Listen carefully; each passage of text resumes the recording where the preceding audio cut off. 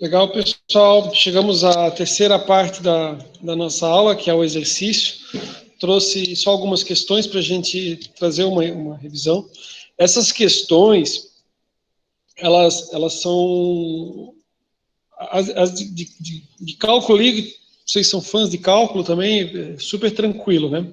E as questões objetivas, elas são questões relacionadas a quem quer fazer concurso para trabalhar, né, como analista ou técnico judiciário, né, justamente para o cargo da Justiça do Trabalho. Então, ele quer saber se o cara está afiado, né. Aqui, trago para a gente ter uma noção de contextualização, não vou fazer pergunta demônio, né, mas é para vocês entenderem, tipo assim, ó, como é que a Justiça do Trabalho entende tais situações, né, então é por isso que essa é tão importante e por isso eu quero revisar com vocês. Então, tá. Então, diz assim, ó, entre as verbas que podem ser pagas pelo empregador ou empregado, integram o salário do empregado. O que acontece? Até trouxe aqui a imagenzinha, ó, do que não integra, né? Vou puxar para cá. Ó, parcelas não salariais, só que ele ficou pequenininho, né? Deixa eu botar então para apresentar aqui. Volta, vem. Ó, parcelas não salariais. Aí ele vai dizer, ó, ajuda de custo não, diária de viagem também não são parcelas salariais, né? Auxílio alimentação também não, gorjetas não, que daí faz parte da remuneração, mas não é verba salarial, prêmios e bônus. Então, ajuda de custo diárias, verba de apresentação, nada disso, auxílio alimentação, nada disso, é parcelas salariais. Então, vamos dar uma olhada ali no que ele traz. Ele traz a situação, então, o que é... Ele pergunta o que integra o salário.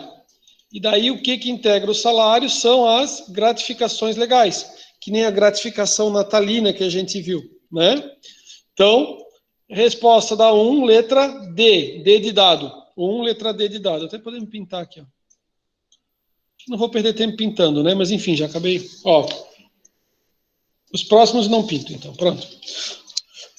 Antônio, empregado da empresa X, em determinado mês recebeu diárias de viagem.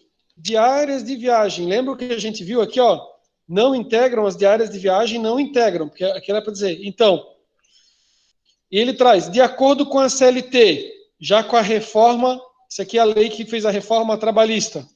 Resposta, né? As diárias de viagem. Resposta, letra D de novo. As diárias de viagem, ainda que habituais, não integram a remuneração do empregado, não constituído base de incidência de qualquer encargo trabalhista e previdenciário, tá? Isso é aquela situação, né, que o cara vai lá, a gente vê muito assim, vai para fazer negócios, ele viaja, para fechar negócio com o cliente, ele recebe um valor de diária de viagem. Às vezes pode hospedar o cara no hotel bem badalado e coisa e tal, e o cara vai dizer, isso integra? Não, né? Diárias de viagem não integram. 2. Questão número 3. De acordo com o entendimento sumulado do TST, a habitação, a energia elétrica e o veículo fornecido pelo empregador, quando for indispensável para a realização do trabalho. Então, o cara precisa ali para realizar. Entendimento do TST. Não tem natureza salarial, ainda que no caso do veículo seja ele utilizado pelo empregado também em atividades particulares, tá? Aqui, que nem eu perguntei, e que nem eu falei, né? Assim, ó, eu não sei o quanto, né? Eu sei que vocês tiveram aula com o professor Rigueto, não me recordo, não sei quando é que vocês tiveram, mas teve uma discussão muito grande a respeito do que era acidente de trabalho quando envolvia a questão do trajeto, né, do empregado. Então, teve alteração, depois já alterou de novo. Eu quero assim, ó, que vocês tenham uma noção, ou que vocês tomem um cuidado, porque a gente tem uma estagiária no escritório, está terminando a faculdade, e eu sempre digo para ela assim, ó, falei assim, ó, eu sempre fui aluno CDF, né, de decorar ali a questão dos artigos de lei, para saber, só que a nossa legislação, ela vai mudando, e o entendimento também pode mudando, e graças aos advogados, aquilo que já tinha um entendimento num determinado sentido, ele pode ser alterado, né, conforme a discussão. É claro, por exemplo, o Estatuto de Ética do Advogado vai dizer que tu não pode jamais botar teu cliente numa aventura jurídica. Então, você sabe, tipo assim, ó, o que diz a súmula, qual que é o entendimento, né?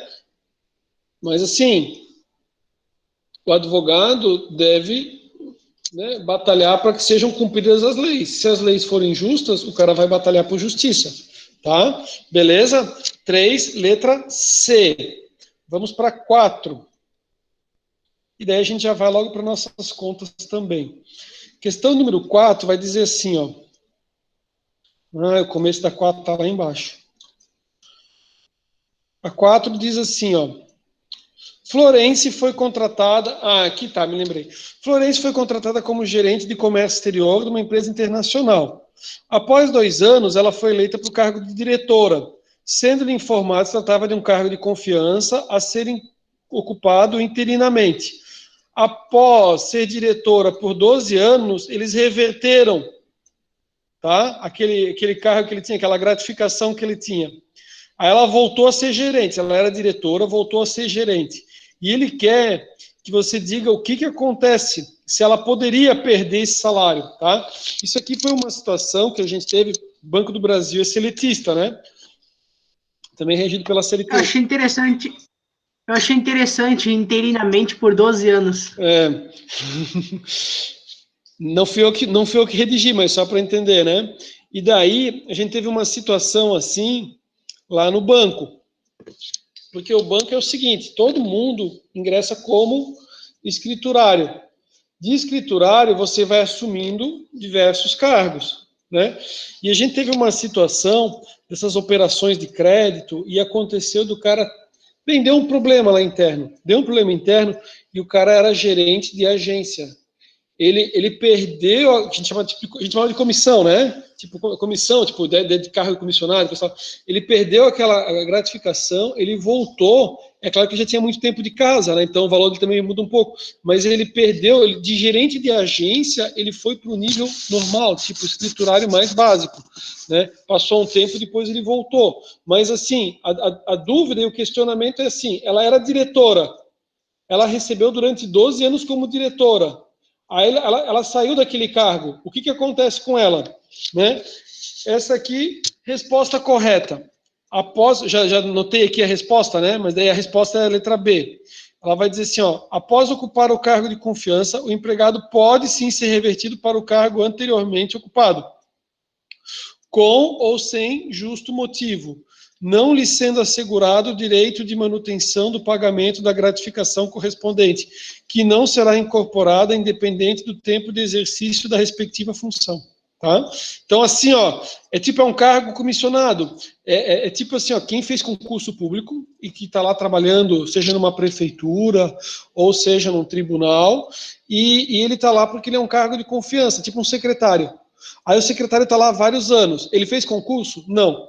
Né? Então, assim, vão trocar o secretário. Pode trocar o secretário? Pode. Tipo, ele não vai dizer, eu tenho direito adquirido a ficar aqui. Né? Aqui é um caso de uma situação de uma pessoa que tinha uma gratificação, um cargo de confiança. Né? Ela deixou de ter aquele cargo, ela perde o valor que ela recebia, aquele plus a mais no salário, perde. Tá? Esse é o entendimento. Legal para a gente trazer. Essas questões eu escolhi, né?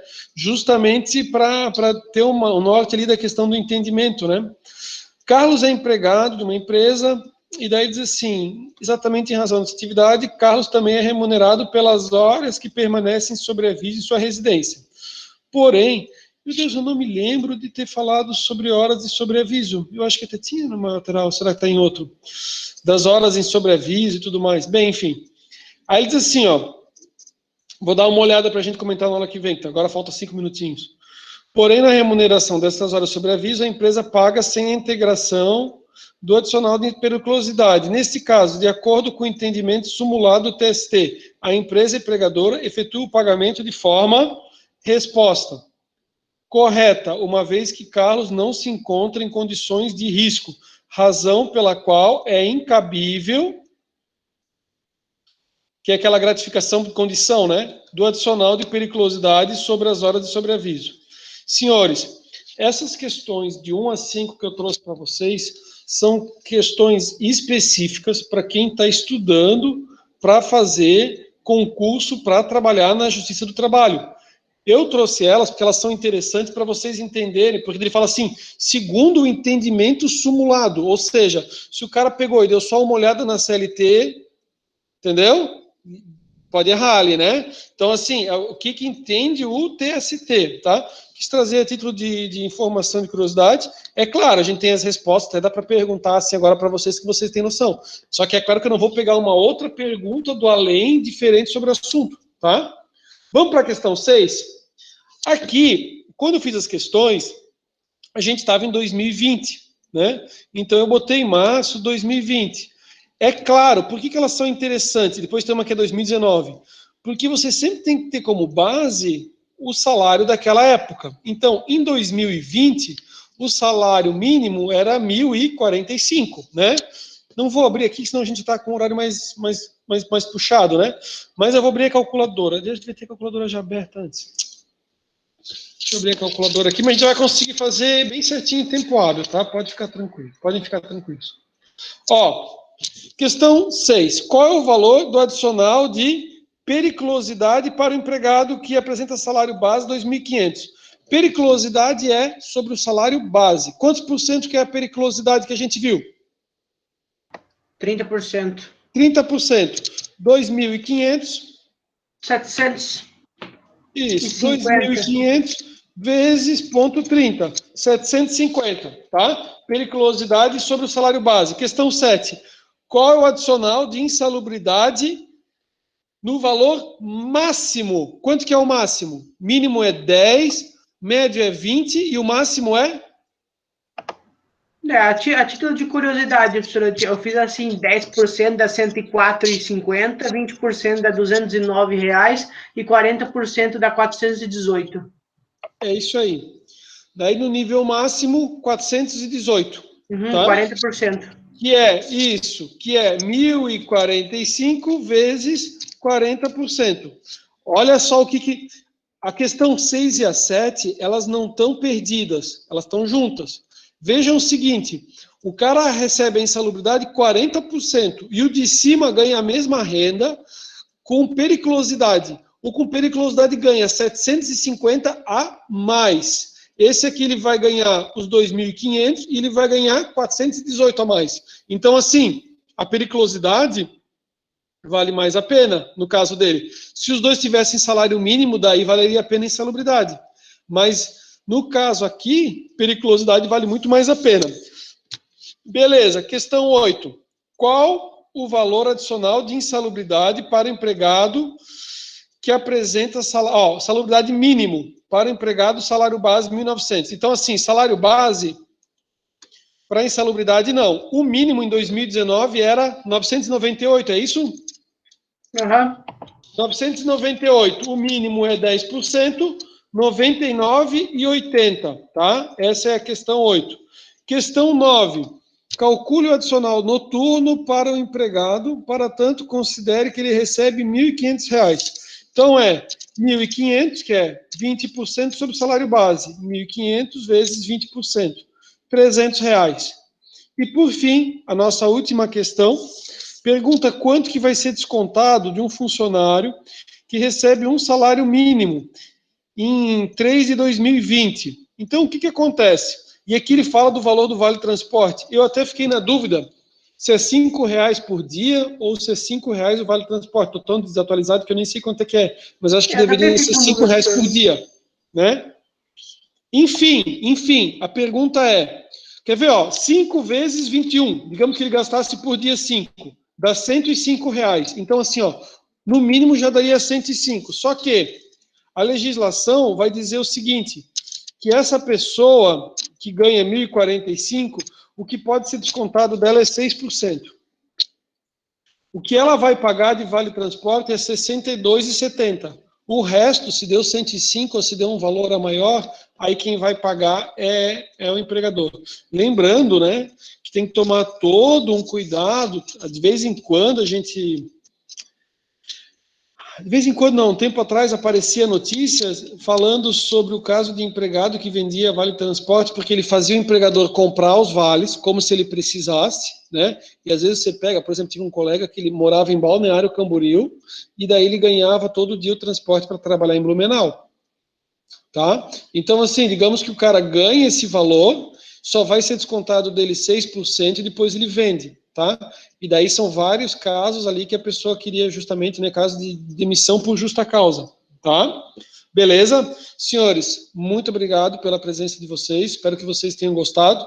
A gente acabei estendendo um pouco demais ali na nossa conversa, mas o objetivo era trazer algumas continhas e semana que vem a gente vai falar então a respeito do FGTS e mais adiante a gente vai trazer uma questão de sentença trabalhista aí para a gente trabalhar, calcular as horas extras, se divertir um pouco mais, tá bom? Obrigado pela presença de vocês, um bom descanso e ao longo da semana eu também vou postar as notas de vocês da M1, tá? Se tiver alguma diferença, alguma divergência, pode me contactar que daí a gente faz os ajustes. Valeu, bom descanso.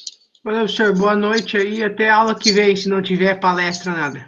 Beleza, beleza. O Aloysio mandou uma mensagem, qualquer coisa, se alguém for assistir a palestra, aí depois assista a nossa aula gravada, nossa aula também vai ficar gravada, tá bom? Valeu, Tá. pessoal, abraço. Valeu. Valeu.